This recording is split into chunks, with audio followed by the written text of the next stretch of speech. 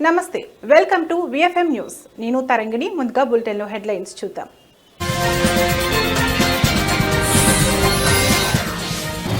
అన్నదాతలకు కేంద్రం good news. Kharif పంటల కనీస మద్దతు ధర పెంపు.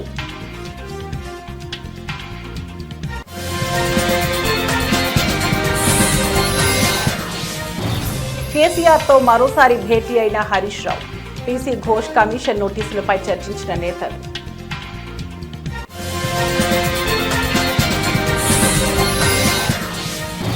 ఇసుకపల్లి రాజు కేసులో మాజీ ఎంపీ నందిగం సురేష్ విచారణ. సురేష్ను పోలీస్ కస్టడీకి ఇచ్చిన మంగళగిరి కోర్టు.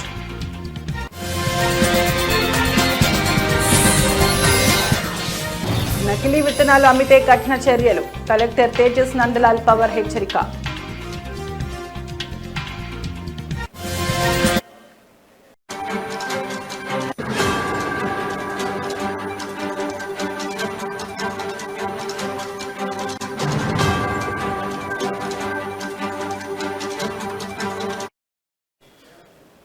బ్రేకింగ్ న్యూస్ చూస్తున్నాం. కేంద్ర కేబినెట్ నేడు ప్రధాని నరేంద్ర మోడీ అధ్యక్షతన జరిగిన సమావేశంలో పలు కీలక నిర్ణయాలు తీసుకుంది. సమావేశం అనంతరం కేంద్ర మంత్రి అశ్విని వైష్ణవ్ కేబినెట్ నిర్ణయాలను వెల్లడించారు. ఇందులో రైతుల కోసం, అభివృద్ధి కోసం కొన్ని ముఖ్యమైన నిర్ణయాలు తీసుకుంది. 2025-26 ఖరీఫ్ సీజన్లో 14 రకాల పంటలకు కనీస మద్దతు ధర పెంచుతూ నిర్ణయం తీసుకుంది. ఈ ఎంఎస్పీ కోసం 2,70,000 కోట్లు కేంద్రం కేటాయించినట్లు పేర్కొన్నారు. ఈ నిర్ణయంతో రైతులు పండించిన పంటలకు మంచి ధర వస్తుందని, వారి ఆదాయం పెరుగుతుందని ప్రభుత్వం చెబుతోంది. రైతు సంక్షేమం కోసం ఇంట్రెస్ట్ సబ్వెన్షన్ స్కీమ్ను కూడా ఆమోదించారు.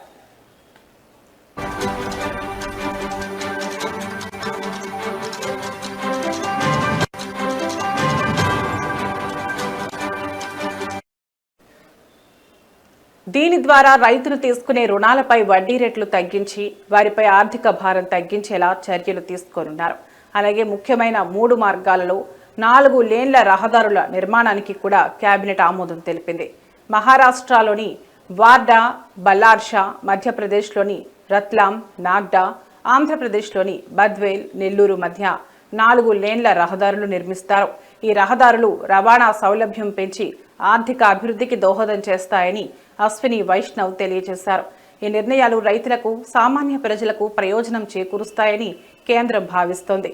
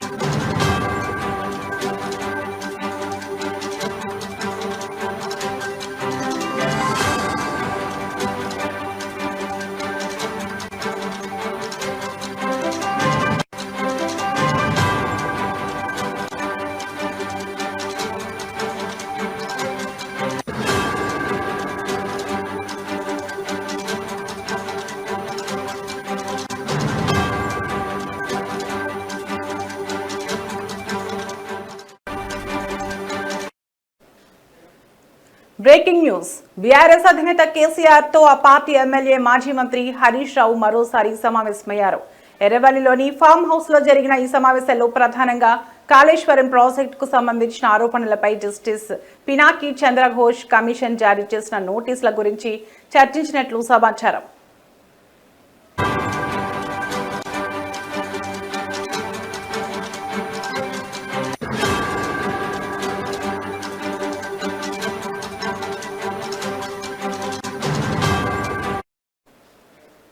కాళేశ్వరం ప్రాజెక్టులో అవకతవకలు జరిగాయన్న ఆరోపణలపై విచారణ జరుపుతున్న జస్టిస్ పీసీ ఘోష్ కమిషన్ ఈ నెల 20న కేసీఆర్, హరీష్ రావులతో పాటు బీజేపీ ఎంపీ ఈటెల రాజేందర్ కు కూడా నోటీసులు పంపింది.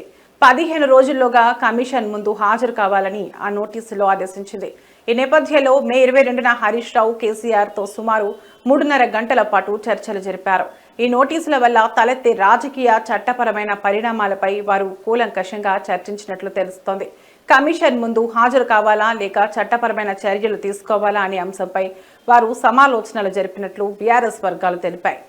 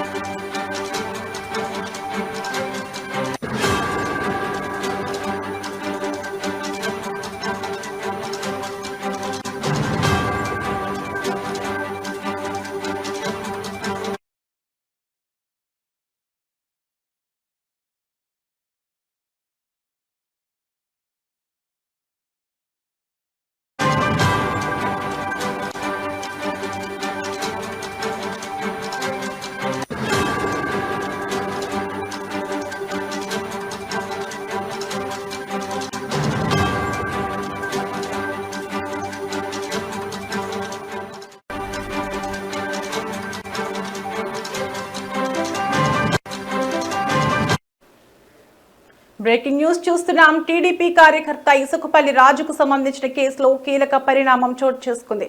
ఈ కేసులో నిందితుడిగా ఉన్న వైసీపీ నేత మాజీ ఎంపీ నందిగం సురేష్ ను పోలీసులు ఈ రోజు కస్టడీలోకి తీసుకున్నారు. మంగళగిరి కోర్టు జారీ చేసిన ఆదేశాల ప్రకారం తుళ్లూరు పోలీసులు ఆయనను 3 రోజుల పాటు తమ కస్టడీలో ఉంచుకొని విచారించనున్నారు.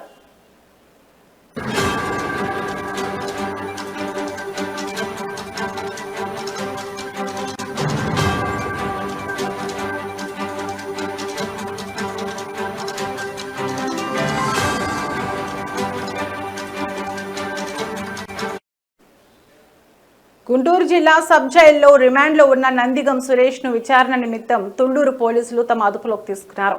ఆయన్ను తుళ్లూరు పోలీస్ స్టేషన్ కు తరలించారు. రాబోయే 3 రోజుల పాటు లోతుగా ప్రశ్నించి ఆయన వాంగ్మూలాన్ని నమోదు చేయనున్నారు.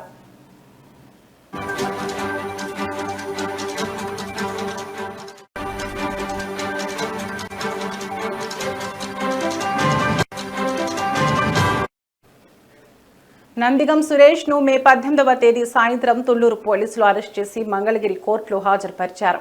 విచారణ అనంతరం న్యాయమూర్తి ఆయనకు జూన్ 2వ తేదీ వరకు రిమాండ్ విధించారు.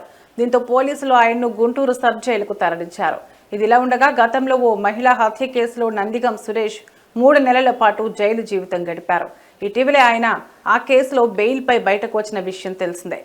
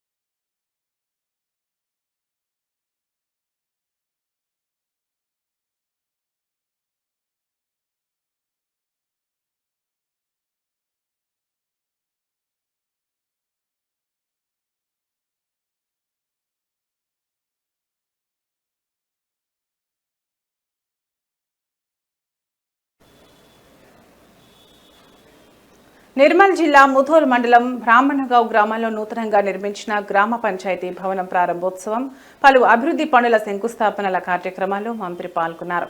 అనంతరం జిల్లా కలెక్టర్ అభిలాష్ అభినవ్ మాట్లాడుతూ విలువైన అభివృద్ధి పనులు ప్రారంభించామని తెలిపారు. 3500 అర్హులైన నిరుపేదలకు విడతల వారీగా ఇళ్లు మంజూరు చేస్తామని తెలిపారు. ఈ కార్యక్రమంలో కాంగ్రెస్ పార్టీ నాయకులు, కార్యకర్తలు, అధికారులు, పోలీసులు పాల్గొన్నారు.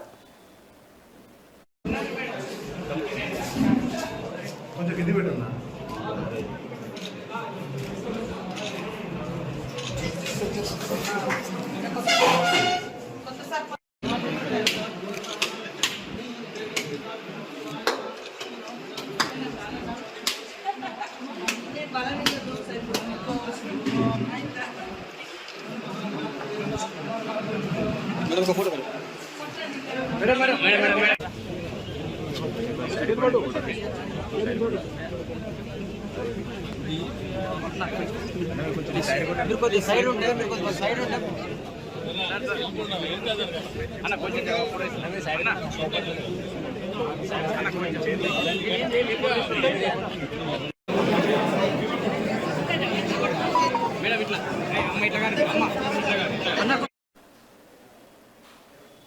కర్నూలు జిల్లా హొళగుంద మండల పరిధిలో ముద్దటమాగి మార్లమడికి సర్పంచ్ దొడ్డ వెంకప్ప ఆధ్వర్యంలో ఇసుక రీచ్ గురించి గ్రామాల ప్రజల అభిప్రాయ సేకరణ సమావేశం నిర్వహించారు.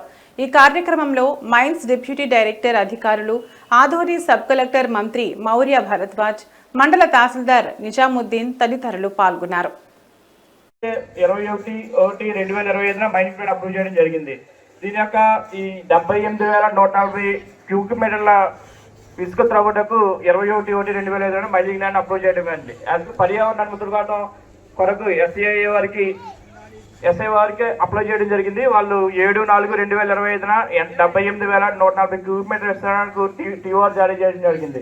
As for TOR EA notification 2006 ప్రకారం ఒక సీజన్ లో 3 months base line data collection జరిగింది. ఈ బేస్ లైన్ డేటా కలెక్షన్ వచ్చి జనవరి 2020 కిలోమీటర్ రేడియస్ ఉన్నాయి కాకుండా చిన్న యంత్రాలతో తవ్వి టెప్పర్లో రోడ్ చేయడం జరుగుతుంది.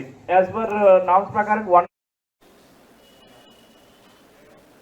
నకిలీ విత్తనాలు అమ్మితే విత్తన డీలర్లు, దుకాణదారులపై కఠిన చర్యలు తప్పవని సూర్యాపేట కలెక్టర్ తేజస్ నందలాల్ పవర్ అన్నారు. బుధవారం అరవపల్లి మండల కేంద్రంలోని మన గ్రోమోర్ సెంటర్ ఎరువుల దుకాణాన్ని కలెక్టర్ ఆకస్మిక తనిఖీ చేశారు. ఈ సందర్భంగా ఆయన మాట్లాడుతూ నాణ్యమైన ఎరువులు, విత్తనాలు రైతులకు అందించాలని, రైతులకు వానాకాలం సీజన్కి సరిపడా ఎరువులు, విత్తనాలను అందుబాటులో ఉంచాలని వ్యవసాయ అధికారులకు సూచించారు. అలాగే రైతులు ఏ పత్తి విత్తనాలపై ఆసక్తి చూపిస్తున్నారనే విషయాన్ని ఆరా తీశారు. మీద ఫీల్డ్ విజిట్స్ చేయడం జరిగింది. ప్రత్యేకంగా జిల్లాలో వరి కానీ, పత్తి కానీ, అదేవిధంగా ఫర్టిలైజర్ అవైలబిలిటీ చాలా ప్రత్యేకంగా చెక్ చేసి అది సఫిషియెంట్ క్వాంటిటీలో అవైలబుల్ ఉన్నది. ప్రత్యేకంగా మనకి ఆథరైజ్డ్ డీలర్స్ ద్వారా, అదేవిధంగా ఫర్టిలైజర్ డిస్ట్రిబ్యూటర్స్ ద్వారా ఈపాస్ మెషిన్ ద్వారానే ఫర్టిలైజర్స్ తీసుకోవాలని కోరుతూ ఉన్నాం. అదేవిధంగా కల్తీ విత్తనాలకి దూరంగా ఉంటూ ఎక్కడ కూడా స్పూరియస్ సీడ్స్ తీసుకోకుండా మనకి ఆథరైజ్డ్ డీలర్స్ నుంచి క్వాలిటీ సీడ్స్ తీసుకోవాలని ప్రత్యేకంగా రైతులు కోరుతూ ఉన్నాం. అదేవిధంగా జిల్లా వ్యాప్తంగా మండల్ వారీగా మనకి ఎన్ఫోర్స్మెంట్ కోసం మనం టాస్క్ ఫోర్స్ ఏర్పాటు చేసి ఒప్పంద అధ్యాపకుల కోసం జారీ చేసిన 110 జీవో అమలు చేయాలని రాష్ట్ర ఒప్పంద అధ్యాపకుల రాష్ట్ర అధ్యక్షులు, JAC chairman doctor K Arjunudu, association legal advisor doctor Ravi Ratnaprakash, doctor Subbaiah పేర్కొన్నారు. కాకినాడ జిల్లా జేఎన్టీయూలో ఒప్పంద అధ్యాపకుల సమస్యలపై వీసీ ప్రసాద్ను రాష్ట్ర ఒప్పంద అధ్యాపకుల జేఏసీ సభ్యులు కలిసి వినతిపత్రం అందజేశారు. తమ సమస్యలపై వీసీ సానుకూలంగా స్పందించారని, సమస్యలు పరిష్కరించే విధంగా చర్యలు తీసుకుంటారని వీసీ హామీ ఇచ్చారన్నారు. ఈ సందర్భంగా మాట్లాడుతూ ఒప్పంద అధ్యాపకులకు జీవో నెంబర్ 110 ప్రకారం ఇంక్రిమెంట్లు అమలు చేయాలని డిమాండ్ చేశారు.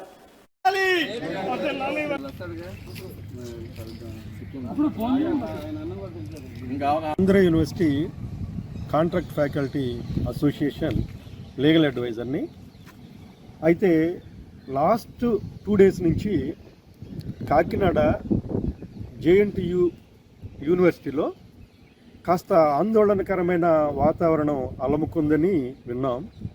దాంతో మా ప్రెసిడెంట్ గారు దగ్గరున్న 4 యూనివర్సిటీస్కి ఇన్ఫామ్ చేసి రమ్మని చెప్తే, అలాగే నన్న యూనివర్సిటీ నుంచి, డాక్టర్ బిఆర్ అంబేద్కర్ యూనివర్సిటీ నుంచి, ముఖ్యంగా ఆంధ్ర యూనివర్సిటీ నుంచి, అసోసియేషన్స్ నుంచి చాలామంది వచ్చాం ఇక్కడికి. కానీ ఇక్కడ చాలా ఉద్రిక్తంగా ఆందోళనగా ఉంది అని చెప్తే మేము భయాందోళనకి గురయ్యాము. కానీ ఇక్కడికి వచ్చిన తర్వాత మా అసోసియేషన్ ప్రెసిడెంట్ అర్జున్ గారు, మేము కలిసి వీసీ గారితో మాట్లాడితే ఆయన తీరుతెన్నులను బట్టి చూస్తే సవ్యంగానే ఉంది, బాగానే ఉంది అన్నట్టుగా అనిపించింది. అయితే మా ప్రధాన డిమాండ్ ఏంటంటే, సార్ మరి మీరు 15 days అని ఇప్పుడున్నట్టు. స్వర్గీయ నందమూరి తారక రామారావు 102వ జయంతిని కాకినాడ జిల్లాలో నిర్వహించారు. ఈ కార్యక్రమానికి ముఖ్య అతిథిగా శాసనసభ్యులు వనమాడి కొండబాబు హాజరయ్యారు. జిల్లా తెలుగుదేశం పార్టీ కార్యాలయం జిల్లా పరిషత్ సెంటర్ నందు ఎన్టీఆర్ విగ్రహానికి తెలుగుదేశం పార్టీ శ్రేణులు పూలమాలలు వేసి నివాళులు అర్పించారు. అనంతరం గవర్నమెంట్ జనరల్ హాస్పిటల్ జీజీహెచ్ నందు పెద్ద ఎత్తున పేదలకు అన్నదాన కార్యక్రమం నిర్వహించారు. స్వర్గీయ నందమూరి తారక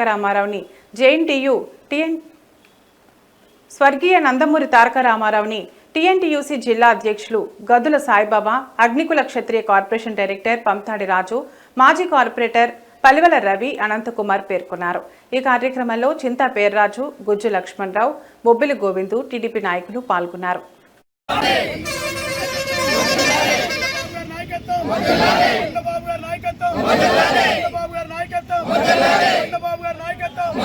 ఈరోజు నందమూరి తారక రామారావు గారు పుట్టినరోజు.